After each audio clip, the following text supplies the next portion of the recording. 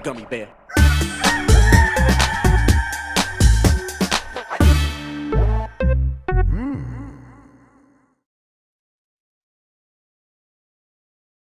It's the internet. You're busy. Let's do this for August 15th, 2022. For the next hour or so, let me help you sort through the world of gaming on Game Mess Mornings Live with me, Jeff Grubb. Today, your therapist is wrong. GameCube Bilbo Baggins is real, and he will hurt you. But first, join me in welcoming today's co-host to Game Mess Mornings. It's Mike Minotti from GamesBeat. Am I GameCube Bilbo Baggins? Is that Well, me? they're making a new Lord of the Rings game, I guess, but it's based on the literary one, like the GameCube Bilbo Baggins game was. So I'm assuming they're going to just use that character model again. Why would they use anything else? Right, exactly. Now I have to add that game to my list of GameCube games to get now. The Hobbit, which had a good soundtrack. I remember that much about it, at least. I don't remember anything except for the ads with just the like Bilbo Baggins with his hairy feet and his like digital hairy feet. Not the hairy feet. I don't have the bushy, youthful hair though. Also, I don't think hobbits grow beards. Yeah, I guess I don't remember seeing any hobbits with beards, Mike. I'm glad you brought that up. How were you doing otherwise? How was your weekend? It was good. It was busy. I did some landscaping for my brother on Saturday. I played croquet on Sunday, so very busy. Yes, very good stuff. Then I had another nephew's birthday party at the Poland Swim Club, so very bougie on Sunday. I got him Spyro Reignited Trilogy because apparently he's actually enjoying the 3D Mario games. So I was like, okay, well, kids like Spyro. They Kids really do, yes. Spyro more so than I think like he's 4. Like Crash, maybe a bit much for him, but Spyro, I think he'll enjoy. Spyro's probably perfect. My kids really like Spyro. They just like watching the dragon fly around during the loading scenes. So yeah. They're into that. Remember how they kept trying to redesign Spyro? I was like, no, you had it. That part was fine. You're good. You don't need to make Spyro edgy or something. Yeah, it was. I'm glad they just went back to the youthful, sort of childlike Spyro from the original game. It was good stuff. And then later, Spyro was voiced by Elijah Wood in those games. So look, there's a connection. There we go. Did it. Right back to another Hobbit. All right. Before we get into this mess, let's explain ourselves. Each weekday, I, Jeff Grubb, will help piece your gaming life back together. That includes breaking news, the catch-up, where we discuss the biggest topics consuming the lives of gamers everywhere. You say the biggest lies? The biggest lies. Well, welcome to the Liecast. We're going to break it wide open here on this podcast, everybody, and maybe even bring some of our own original reporting. For all these topics, I'll get the input of a bona fide expert who will make me look smart, or maybe Mike Minotti. Damn it. If you are watching live on Twitch, welcome. Hello, Twitch. You can always listen to the show later on podcast feeds by searching for Game Mess Mornings or find the RSS on giantbomb.com. You can also catch the show later with chapters and timestamps on YouTube. Hello, YouTube. We appreciate you joining us. Okay, we have a lot to get into, so let's start the morning mess with Take-Two is making a Middle-earth game with Weta Workshop? Weta? Weta? That makes sense. Weta Workshop. So Weta Workshop. Bug. Yeah, they are the ones that did all the special effects for like the Lord of the Rings games. That's what they're most well known for. Movies, yeah. They did movies, right? Movies. Yes, exactly. They started a game studio a few years back. Turns out one of the games they're going to make now, a Middle-earth game. This comes from Chris Scullion at VGC. A new Middle-earth game is in the works and set to be published by Take-Two's Private Division label. A new tweet posted by Private Division's official Twitter account announced that the publisher is teaming up with Weta Workshop, the special effects company synonymous with the recent Middle-earth movies and shows. We're thrilled to announce that we have partnered with Weta Workshop to publish a new game set in the literary Middle-earth universe of J.R.R. Tolkien. So, Mike, this is like that early Hobbit game for the Xbox, GameCube, whatever, based on the books. Not going to be able to like use the stuff from the movies or the shows. Does that? Because Warner Brothers would own those rights still. Like all their stuff is that. Right, and then the new stuff is Amazon. Still not like Weta's working on those shows, I guess, but they're not going to be able to like go make their own game based on that unless they worked out a deal involving all those. Yes, exactly. So if you just use the books, you can kind of do whatever you want, and they make a big deal about that here in this announcement here, where they say Middle-earth Enterprises has licensed the literary works of the series, providing Weta Workshop with the broadest creative license to interpret the underlying lore of the books. A statement from Private Division said. The title is in early development and does not yet have a release date. It is expected to launch during Take-Two's fiscal year 2024. Private Division and Weta Workshop look forward to sharing more details about this game in the future. Mike, you like Lord of the Rings. Oh, Yes. Not quite as much as Lucy James, but you like Lord of the Rings. I do like Lord of the Rings a good bit. What does this do for you? Does it get you excited? Are you like, okay, this is cool, more Lord of the Rings games? Maybe. I'm terrified it's going to end up being like another game starring like some hideous creature or taking place in Mordor for some reason, right? Right, yeah. I want to see it. Like, obviously, Weta special effects are very good. I hope that they're making something. It's obnoxious to say I want my Lord of the Rings games to actually be pretty like triple AE, Jeff. I want Sure. to be triple JE. Like, I'm not jiving with that kind of janky double A, maybe single A presentation of that Gollum game that got delayed. Yeah. And then I wish they would almost just say this is where it's going to be set at. Like, tell me it's going to be like Second Age Arnor, or even early Third Age Arnor, and we're going to be fighting the Witch King, or tell me it's a Rohan game or something like that. And even though they're like, oh, this is the books, not the movies, I expect this is still going to aesthetically look a lot like those books. It's like that GameCube Hobbit game you're talking about very much had its own look compared to the movies. I would describe that look as legally distinct aesthetic. Yeah, but it was like almost like more kids like cartoon movie look, right? Sure. They're not going to do that shit again. This will look like like that MMO, like Lord of the Rings Online, again, not associated with the movies, but everything kind of has some of that movie look to it. And it's Weta. You would imagine that they've got a lot of assets laying around for the Lord of the Rings stuff that they're probably going to want to just use. I'm sure they'll have to. Obviously, they'll have to adjust them to work in games, maybe. But I think more than that, they'll just like spruce them up to like make them look a little bit different. But for the most part, imagine like, hey, we have these environments and these character models that we just use for animation. And like Weta is one of the things they're famous for early on is the Battle of Helm's Deep was a big simulated battle. It wasn't like hand animated. It wasn't like someone saying this person goes here every frame. But there's a lot of that AI crowd control stuff that they had. Right. Yes. Massive. I think was like the early name of it. I think I could be wrong on that, but it was so like they've already kind of got a lot of they already have a lot of experience working with simulating computer graphics. That stuff is going to serve them well now that they're actually going into make a game based on the the same exact topic. I don't know if the Weta Interactive Development Studio has put out any other games. They were founded in 2014. So it sounds like that's a long time, but maybe they've just been sort of prototyping stuff this entire time. And but I'm not sure. Either way, this feels like this is like their first. This feels like the first game that's supposed to break out for them, supposed to be a big deal for them. And, Private Division stepping up to publish it. I think that also indicates like where the game is at in terms of budget.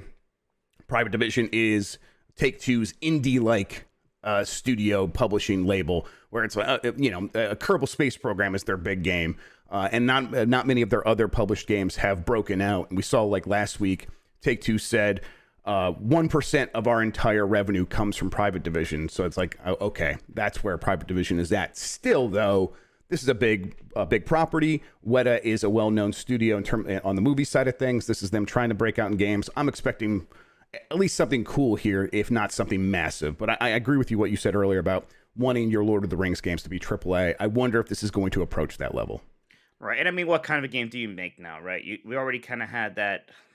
Those Middle Earth games from Warner Brothers, they scratched an itch, and I don't know if you can just make another action game like that. Do you have to go for the Elder Scrolls route now? Do you have to make the big RPG? Because that's hard, that's difficult, and we also have some of those games kind of coming out. We have Avowed, and we're gonna have a new Elder Scrolls happening, probably not by 2024, although I don't actually think this is going to come out in 2024 either, but it's going to be on the horizon. In chat, Edward says, considering GTA Online, 1% is probably still a lot. And that's fair, but even GTA Online is only like in the 30% range, I think they said. It was really most of that money was coming from Zynga, which they acquired recently and now makes up a huge portion of their revenue. Take-Two. Microsoft confirms Xbox One sales were less than half of the PS4. This comes from Darren Bonthus at GameSpot.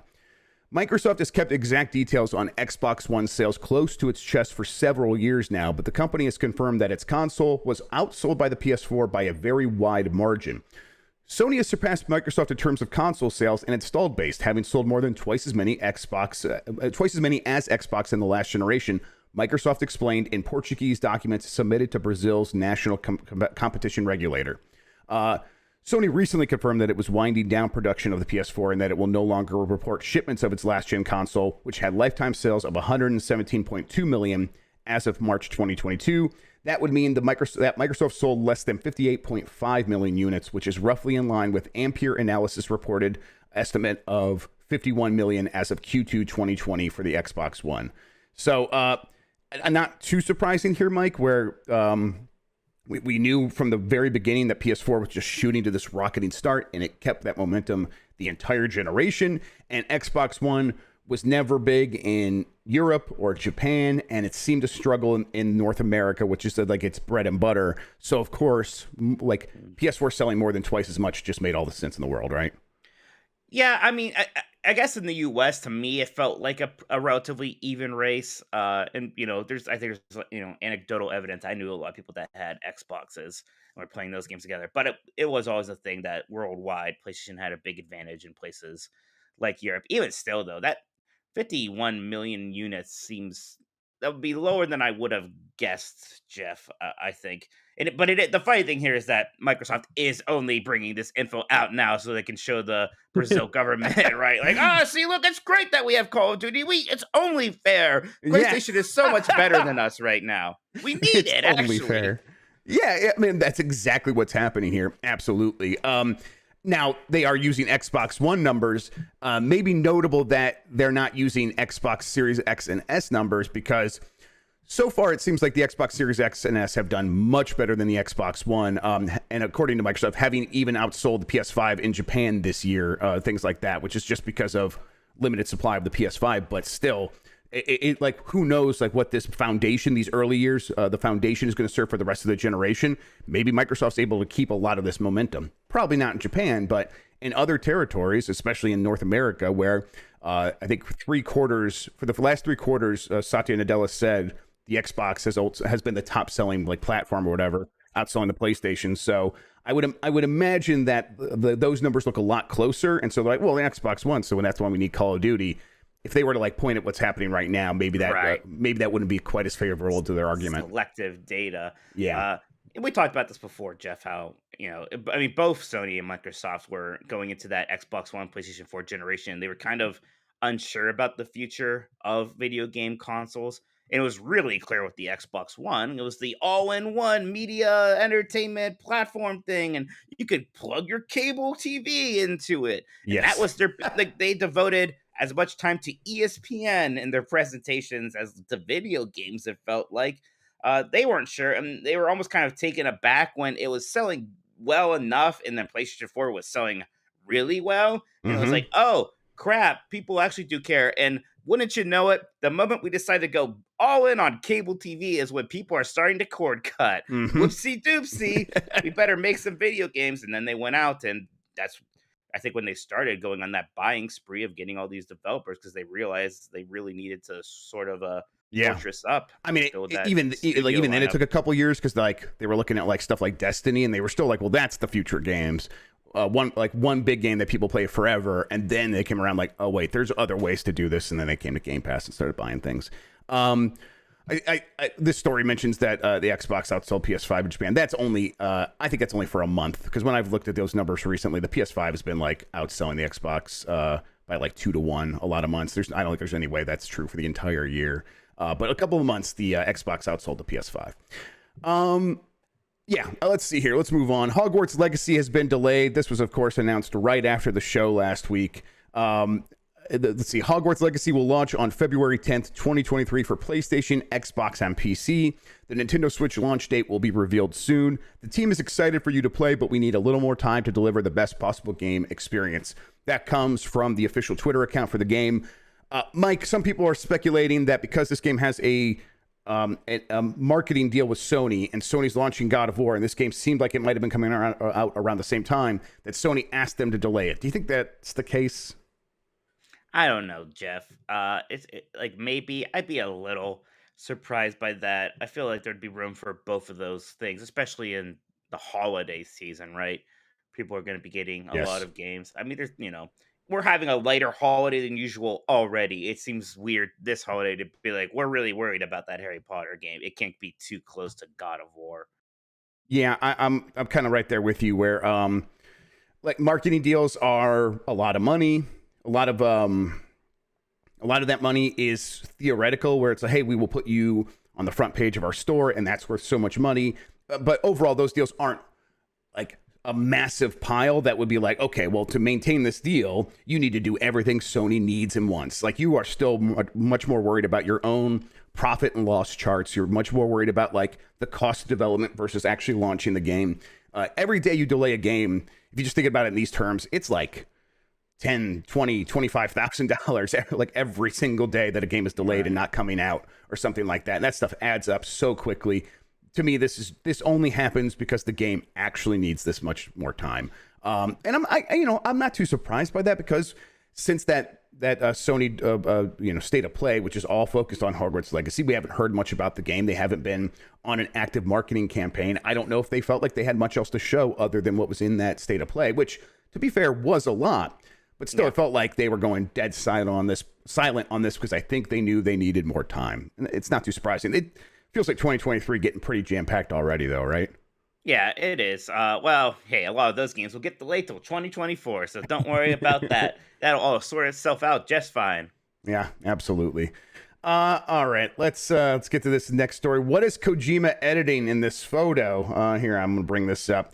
Kojima says tentatively finished editing for now, and he shows a project in Adobe Premiere that has like 11 video lines or whatever. It looks like a big project. He didn't, he's just hinting that he's working on something. He likes to edit his own trailers. This is something he has confirmed many times in the past.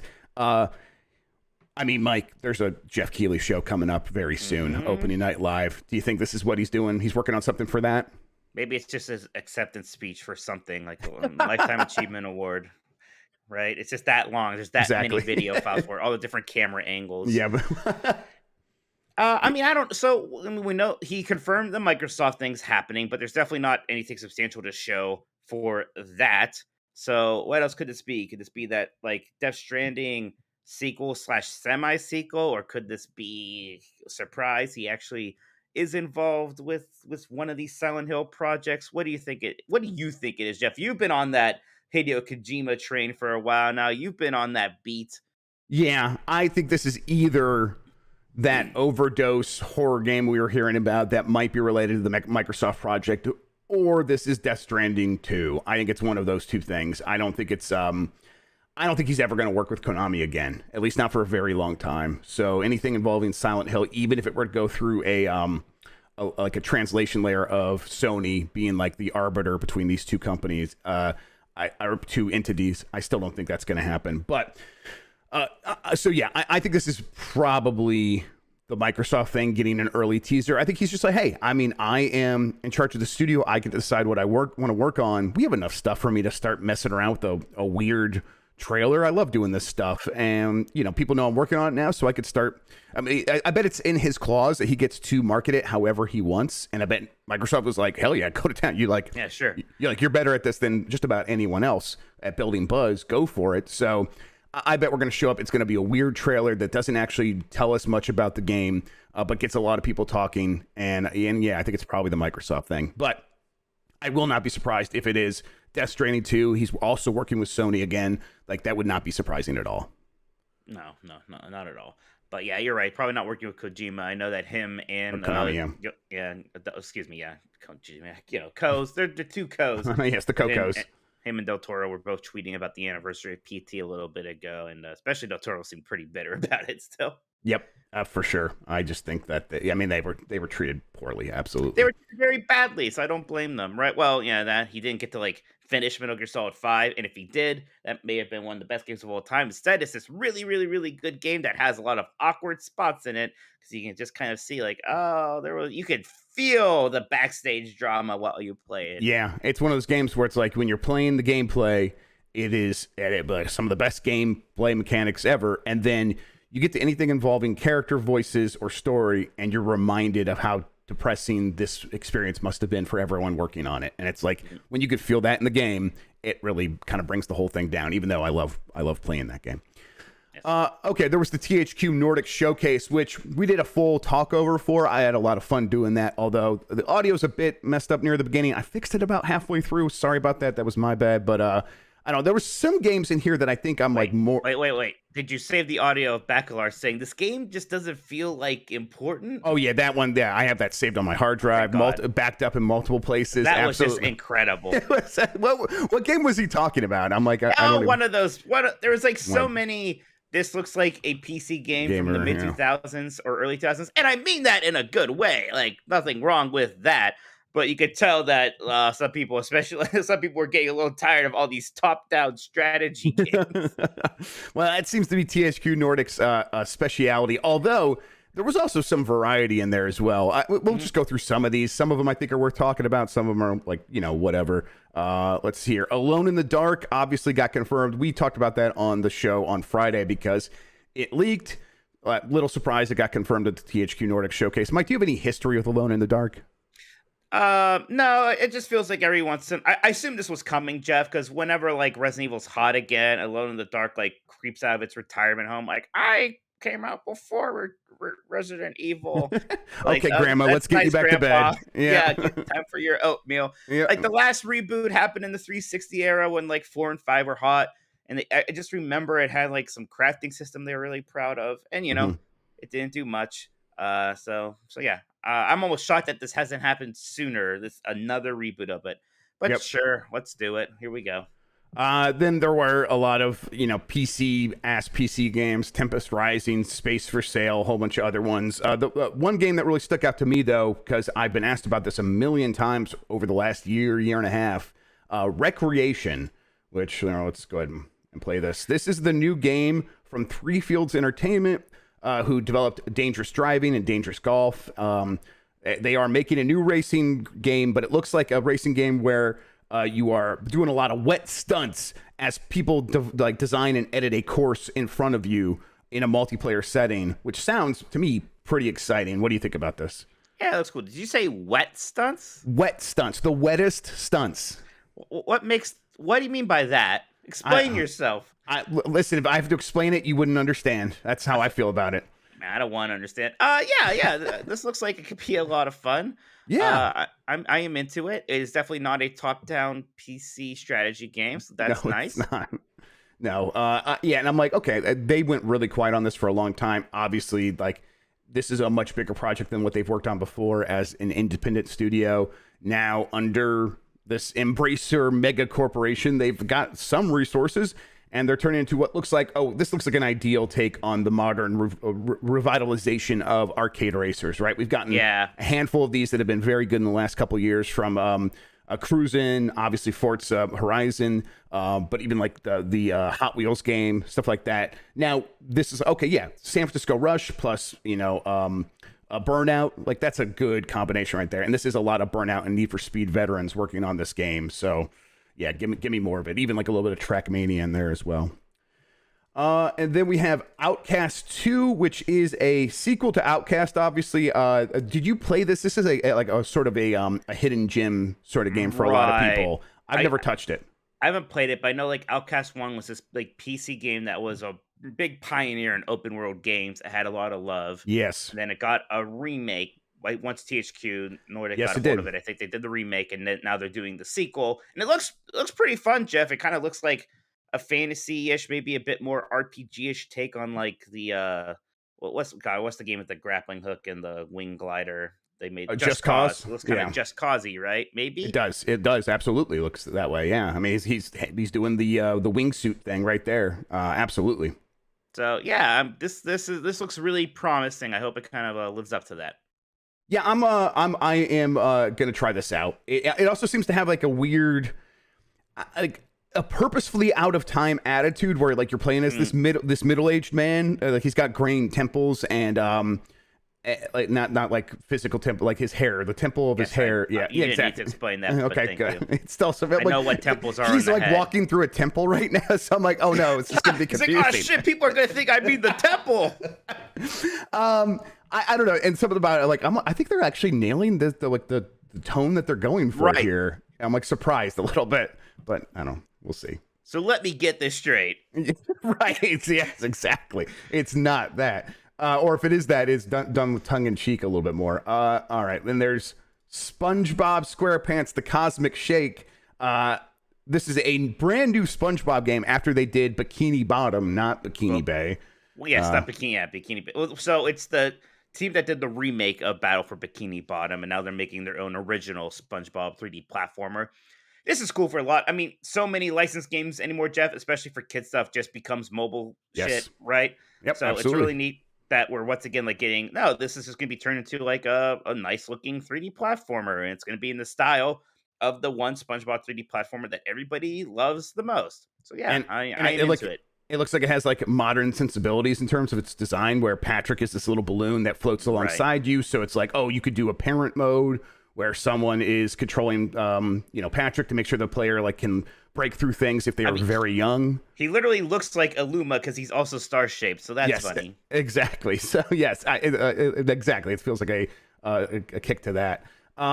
Destroy All Humans 2 Reprobed.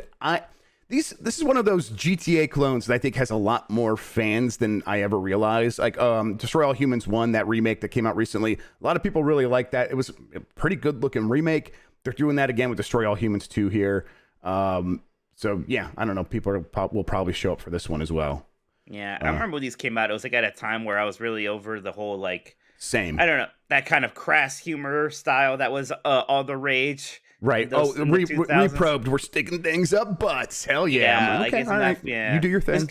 It's also weird to me that they like one of the characters, like one of the aliens, is literally just voiced by the person who did Zim in Invader Zim. Yep. I was like, yeah, well, that is an alien voice. all I could think about, Jeff, was when you guys were talking about this on your talkover thing, somehow that Tim Burton movie Mars Attacks came up. Yeah. And I was like, I don't like that movie. And people got very mad at me. And I was like, oh, I finally found my spicy take, apparently. I guess everybody else thinks that Mars Attack is some classic. And I think it's pretty good movie. It's a good movie. Not. I was like, no, it's not. It's so gross and weird. And like people are like, it has such a good cast. I'm like, oh, it has a lot of famous people in it. Cool. It does. Okay. I will admit the cast does feel like a Royal Rumble that brings back a lot of old wrestlers is what it feels like. There's something about that, but I like that. That's definitely the tone they're going for. How dare you use my hobbies against me, Jeff, in this argument? I love the surprise old people comes back entrances in the Royal Rumbles. How dare you? Joe Don Baker is in that movie. Absolutely. Let's see here. Stunt Fest. It looks like, what is that Ubisoft one? I can't remember the name. Not the Crew 2, but the other racing game with all the stuff in it. Oh shit! The Drive, is that different? No, is that somebody else? That's different. But yeah, either way, it's like more wet stunts. Riders Republic. Riders Republic. Thank you, chat. Thanks, chat. Yep. How could we forget Riders Republic? I don't look. There's like destruction. You can like drive cars into other cars, and then you could jump out of the car and fly with like a wingsuit. It looks fun, but I'm like, I don't know. I tried Riders Republic. It wasn't for me. Like the controls were just off enough where we're like, oh, this doesn't feel like. I want accurate physics with really wacky options. Like I want to be able to do huge jumps, but I want the physics to be so accurate that it feels like at any time you could, like you're like really gripping on the ground and stuff like that. That's what gets me in that genre. This game doesn't necessarily look like it's going to be much better than Riders Republic, but I don't know. And does it do anything for you? No, I don't know, Jeff. I even said this a little bit about Forza Horizon, although it's obviously not a big deal. Those games are good. I'm over the whole, like, it's a festival vibe of a lot of these racing games. Like, look at all these 20-somethings and they're partying. There's a lot blowing of up on social media. Yeah, get your hashtags out. And the UI looks like a phone because you would be on your phone a lot if you were here. Like, nah, I'm good with that. Thank you. That's why I was like really Gran Turismo just being really like old schooly, like this everything looks like you're in like a car dealership or you're at a cafe. I was like, these vibes are much better for old man Mikey. Thank you. And then and that game was called Stunt Fest, which I think we said, but I felt like it got buried. Then THQ ended its show and came back and immediately said, hey, we're making a South Park game. This comes from GameSpot here. THQ Nordic rounded out its showcase by ever so slightly teasing a new South Park game is in the works. The tease consisted of South Park's Digital Studios logo and a soundbite of fan favorite character Randy Marsh during a particularly high pressure moment before saying, "It's coming," and he's referring to his poop. His poop there. Yeah, so. that's a classic episode, actually. It's a good one. Yes. Shout out to P.F. Chang's. So, yeah, I mean, I guess it's a little surprising that, like, oh, THQ making a new South Park game. This is not going to be like one of the RPGs, because Ubisoft would still be working on those, right? I don't know, Jeff. I mean, I kind of imagine it at this point, if you're making a new South Park game, I think that's what the people kind of want. Sure, I agree, but I mean, I think they want the game with the new kid, and it's like an RPG. And so we had the fantasy one, we had the superhero one.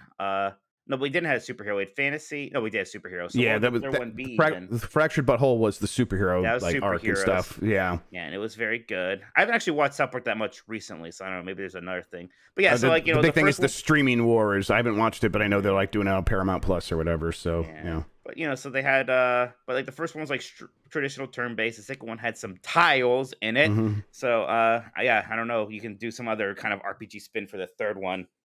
Yeah. I'm like, well, I guess we'll see. There's no details here. I think this is probably going to be something new. Like if they were to go away from completely away from like the strategy RPG turn-based stuff, do you think like a first-person shooter could work again? Like the 64 game? Like the 64 game, yeah. I was really excited for that game as a kid. Of course, everyone was.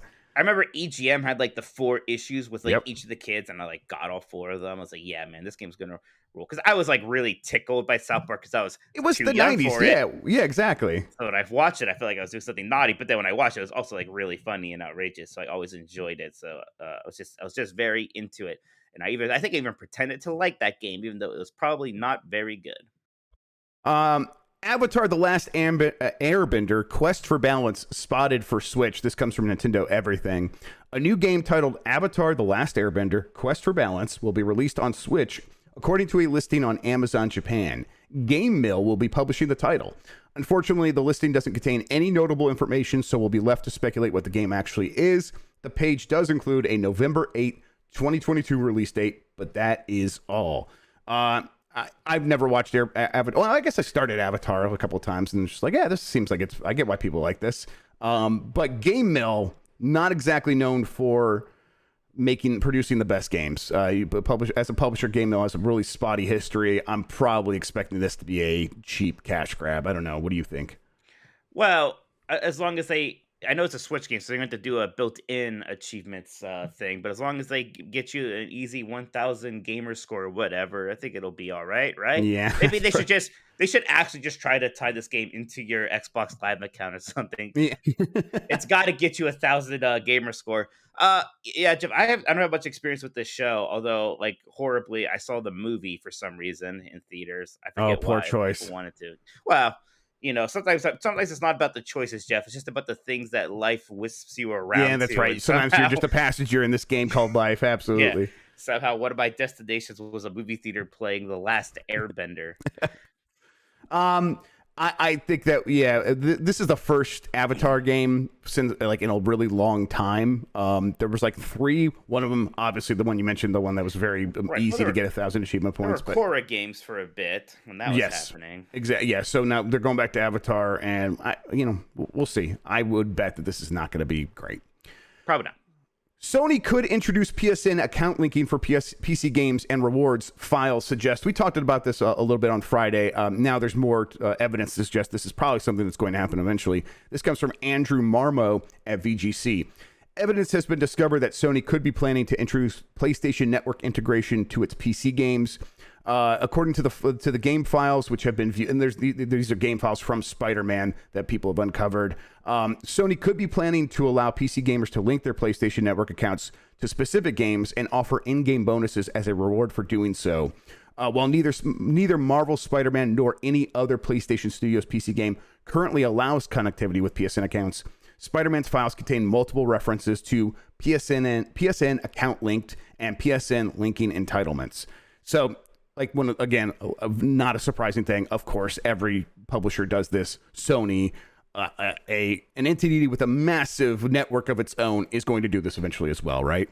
Yeah, I'm almost kind of surprised it hasn't happened already, to be honest. It's probably just a matter of the work is not done, is what it feels like. And there will be an update eventually. And when people install Spider-Man in the future, this will just pop up as an option. And they'll be like, hey, tie this together and you'll get special stuff in the game if you want. Right. It's like when you open up almost any other third-party game. You open up any Warner Brothers game or something like, do you have a Warner Brothers account? I'm like, yes, I do. I put in other games. You better do it again. Mm-hmm. All right, let's go. I think the Multiverses account was even a new Warner Brothers account. Right. So it's like your other stuff wouldn't have worked, which is that's the most infuriating thing. Yes. At least with Sony, it's just going to be your PSN, which is somewhat of a relief at this point.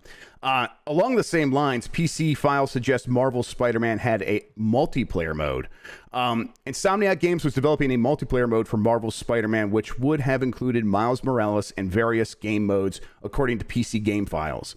With the release of the PC version of Marvel's Spider-Man Remaster, Twitter user Deneway Tamp has discovered inside the game executable references to a multiplayer game mode that are not accessible. VGC has verified the contents of the files, confirming these elements.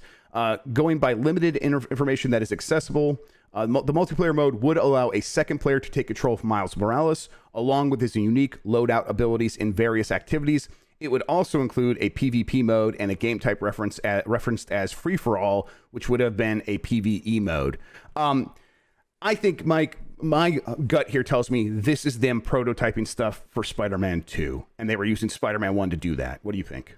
That would make sense because it's hard to believe they would do this work just for the PC port. So if not that, maybe it was carryover from when they did the Miles Morales Spider-Man PlayStation 4 like bundle thing. Like maybe at some point that was going to be a feature for Right. that. I don't know. I think your prototyping theory makes the most sense. Yeah, I mean, that game's still a pretty long ways. Is that next year, actually? Is Spider-Man 2 next year and then Wolverine? I think it's next year. It could be before Wolverine, probably. So. Yeah, I think that's right. I'm trying to remember exactly what to do. I'm pretty sure it's Spider-Man next year, Spider-Man 2 next year, and then Wolverine a year or two after that, all from Insomniac. But, I mean, this is something that also, I think, makes sense. While Spider-Man, a fantastic single-player campaign, a fantastic story, a world you want to explore sort of on your own as Spider-Man. Once you get done playing that game, I'm not necessarily done, although I don't necessarily want to go back and 100% the open world. Flying around that world, swinging around with a friend is something that could be very, very cool. And if they, combined ways or like for us to like swing together, or for me to like to web shoot you and have you like swing on my web, like to throw you into an enemy, like there's like a lot of potential there for a lot of fun gameplay mechanics and interactions. So yeah. Okay, let's get to the catch up here. Tom Henderson has corroborated what I said earlier about AC of Infinity having a Japan setting. Let's go ahead and take a look at his tweet here. He says, does anyone know which studio is developing Project Red for Assassin's Creed Infinity? Someone asked, what's Project Red? And he says, a portion of Infinity set in Japan, to my understanding. And I don't think I said previously that was called Project Red, but that is definitely the internal project name for that. So to me, this feels like, okay, we're getting some more details about this. There's Rift is the next AC game that's coming out. That is the one with Basim, and it's going to be that standalone one. And then they're going to do Infinity, and that's going to have Project Red, which is set in Japan, and then a whole other one, which has a really cool setting that I haven't talked about yet, because I think they're going to reveal it next month. And I'm like, it'll be better, because it's like not something that people have been asking for, but it's something that could be very cool, so I'll just let them talk about it. Oh, damn it, Mike. I told you not to link it. Sorry, Jeff. This one's Finally, mine. Cleveland, coming to everybody's home.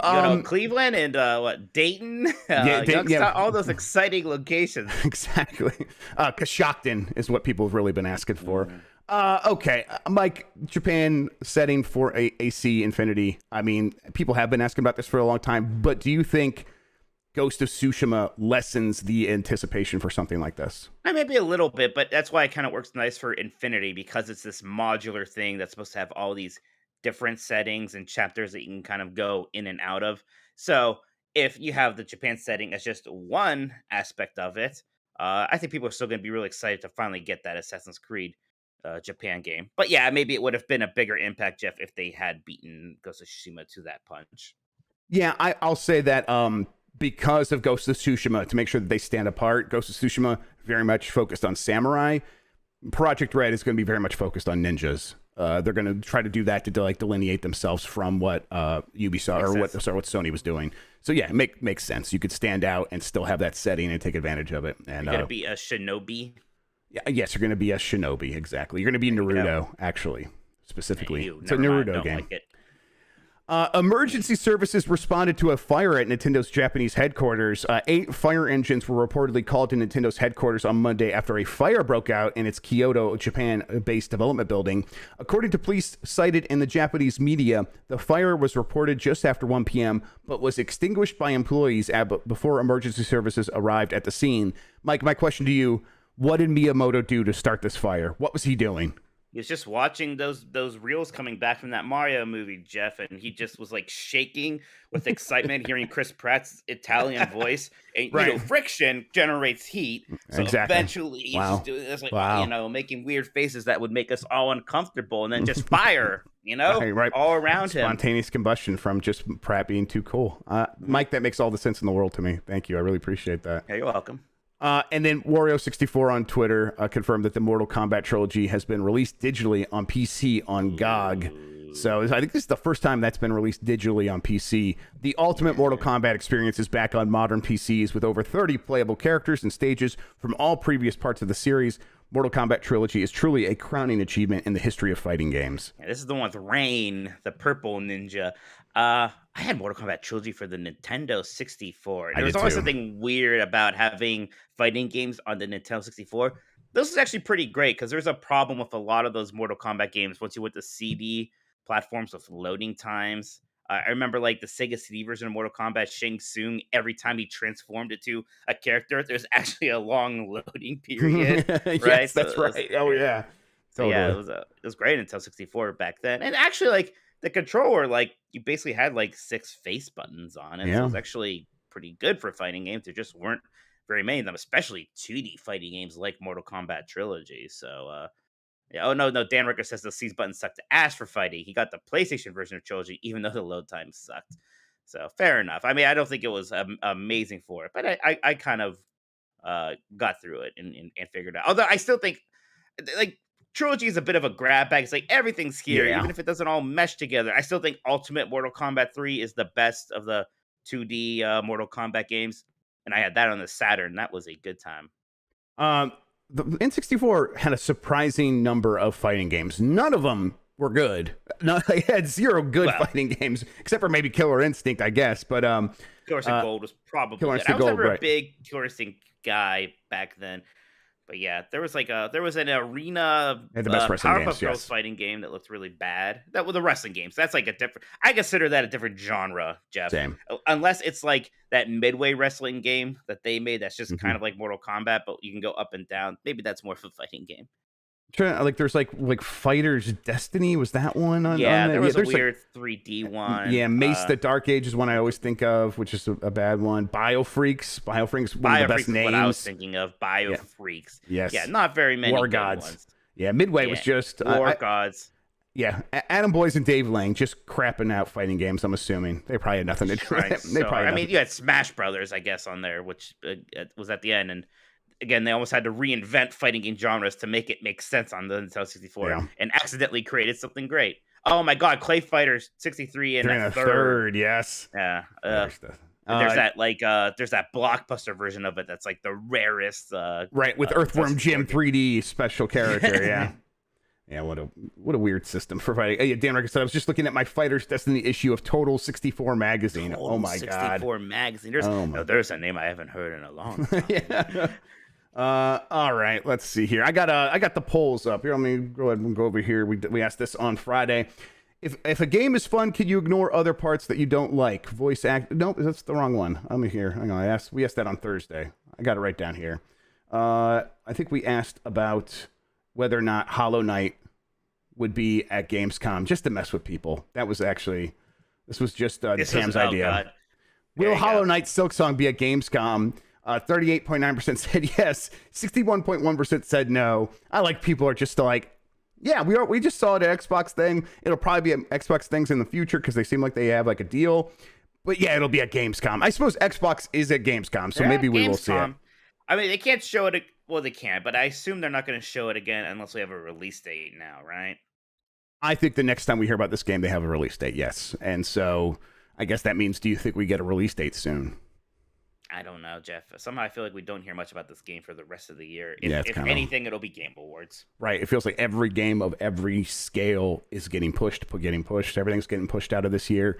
So the idea that it's definitely not coming out this year, that's for sure. Right. I know, but it's like the idea that a game's going to come out and be like, put their stamp in the ground for a date next year when they don't have to. I don't think so. Okay. Let me. I wanted to ask, do you think multiplayer modes would detract from single-player campaigns in games like Spider-Man or Metroid Prime? Mike, I have a friend who is just a fool who thinks that Metroid Prime 4 is going to have a multiplayer mode, a competitive multiplayer mode. Do you think there's any chance in the world that happens? No. They tried that with Metroid Prime 2 back when it was like, Halo's a thing. We all need multiplayer modes. And it just didn't really work there. I think there's absolutely no... Nintendo has Splatoon for that now. They have Splatoon. That's exactly yeah. And it's like, I mean, you don't want to detract from or distract from Splatoon, but also like Metroid is a more serious shooter, and you don't want it competing alone on the Switch when every other major shooter is available on like mobile and PC and stuff, right? It just doesn't make any sense. Are you sure you don't want to just ask, will Metroid Prime 4 have a multiplayer though? Because now that's almost what I'm curious about now. Well, you're right. You were right. This is what I really wanted to ask. This was in my heart. Now I'm curious because, I don't know. Like they could do that. I guess it'll be weird. It'll take so much work, and this game, Jeff, has already been taking. It does not need it. Yes, it doesn't need it. In my opinion, it doesn't need it at all. Yeah. Can you imagine though if they somehow made a really cool battle royale mode of Metroid Prime 4 where you actually also had to scan things and solve puzzles and do artifacts? Okay, well stop. Now you're making me want it. Now you're making me want one. That's actually a really good idea. Anything that uses the scanning thing for Metroid Prime is it gets in my heart because that's such a cool feature. It looked so good back on the GameCube. Yeah, you're competing tasks. You can make it like a Tarkov almost, where it's you're building up stuff over time and getting your power ups, and you can go fight people now, or you can try to solve some morph ball puzzles and get the wave beam and shit like that. Be fun. I'm all about these kind of different takes on battle royales because I've been enjoying Rumbleverse a lot. Yeah, I think I think that's going to be the kind of thing that ushers in a lot of different takes on this. We already had Tetris 99, all this stuff. We had Fall Guys, which again I was I really do like the taking that battle royale style and making something with that isn't just a shooter. Yes, absolutely, and it's but if you are going to make something that feels and looks a lot like Fortnite, it's there's also a lot of room to maneuver in there as well to make, this is all a melee focused wrestling game. It's okay, well, what else could you do? There's a lot of room to keep using this genre to make cool games. So yeah, I'm looking forward to what others are doing. Although, I'm going to spend a lot of time with Rumbleverse for now because it seems pretty good. Yeah, it's pretty good. It's pretty fun. Okay, let's see here. Mike, what do you have going on this week? I got a few work things going on that I can't talk about. Not that it's that exciting, but just normal embargoes. But yeah, just gonna be working. Are we in the arcade pit this week, or are we? I'll find out today. I'm going to my meeting right after this. I'll find out for sure. I think we might be, but if we're not, we'll be in soon. Yeah, the next couple of weeks. Next week, Jeff and I are going to our AEW show in Cleveland, so next Wednesday. So that's gonna be a fun time. I'm looking forward to it, Jeff. You better get ready. Yeah, we will. We'll do Morning Mess, and then we'll go from there right to hanging out and preparing for the wrestling show. Mm-hmm. I've never been to a live wrestling show, so this will be a new one for me. So I'm pretty excited. I gotta come up with my sign. If I'm going to bring a sign, I don't know. Who knows why? My sign, I always it'd be fun to bring a sign. Bringing a sign is kind of a pain. I'm not lug it around. Right. I'm not a guy who likes to lug things around. That's against my nature, but something about and now instead of watching show, you have to worry about, is this a good time to hold my sign up to get on TV? And it's the guy behind you can't see, so you don't want to do it all the time. No, I very much never want to be the person making the thing worse for the people behind them. I think about that all the time. So never mind. I was about to make an inappropriate joke. I thought much better. Everyone, bother Mike Minotti at Tolkodo on Twitter and ask him, what was your inappropriate joke? Nah, Say, hey, tell me. You. Tell us on Twitter. Trying trying to think. My sign probably should say something about Dan Reichard, how he stinks or something like that. I'll have to come up with something. My sign would be Turok greater than GoldenEye. Absolutely. That's a good one. That would be fun. People would really like that. Yeah, okay, fair enough. On Giant Bomb this week, we're gonna go figure it out. Mondays is always the meeting, but I will be streaming more Xenoblade Chronicles 3 today. And you gotta tell you what, Mike, I'm looking forward to it. I'm looking forward to getting back to it. I did, in the meantime, I'm like, oh, I need to play another RPG because I'm like craving that for some reason. So I went back to play Pokemon Legends Arceus, and I have completely forgotten how to play that game. I loaded it up, and I'm surrounded by a bunch of giant mad Pokemon who are just immediately destroying my body. And I'm like, oh my God, how do I get out of this?